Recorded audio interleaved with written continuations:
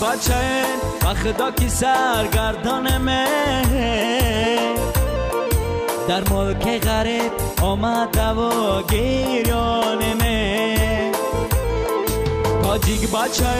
و خدا کی سرگردان من در ملک غریب آمده و گریان من این ملک غریبی به همه غمگین شد